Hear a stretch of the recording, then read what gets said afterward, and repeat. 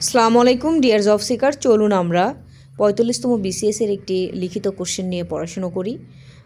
এটি প্রাকৃতিক ও কৃত্রিম চুম্বকের মধ্যে পার্থক্য কী এটি নিয়ে পড়াশুনো করব।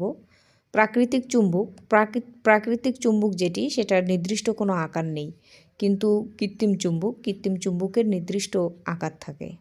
প্রথম পার্থক্য এটি। দ্বিতীয় পার্থক্য হলো প্রাকৃতিক চুম্বকের শক্তি কম হয় আর কৃত্রিম চুম্বক অনেক শক্তিশালী হয়। তৃতীয় পার্থক্য, প্রাকৃতিক চুম্বকের মেরুশক্তি পরিবর্তন করা যায় না। কৃত্রিম চুম্বকের একটি নির্দিষ্ট সময়সীমা পর্যন্ত বাড়ানো বা কমানো যায়। চতুর্থ পার্থক্য হলো প্রাকৃতিক চুম্বকের চুম্বকত্ব স্থায়ী আর কৃত্রিম চুম্বকের চুম্বকত্ব প্রয়োজন অনুযায়ী স্থায়ী বা অস্থায়ী করা যায়।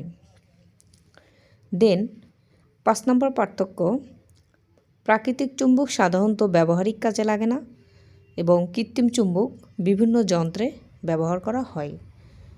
৫ নম্বর পার্থক্য, প্রাকৃতিক চুম্বক সাধারণত ব্যবহার করা যায় না, ব্যবহারিক কাজে লাগে না, এবং কৃত্রিম চুম্বক যেটি, সেটি বিভিন্ন যন্ত্রে ব্যবহার করা হয়ে থাকে। Thank you for watching the ভিডিওটি ভালো লাগলে শেয়ার করবেন, লাইক কমেন্ট দেবেন এবং সঙ্গেই থাকবেন। Thank you.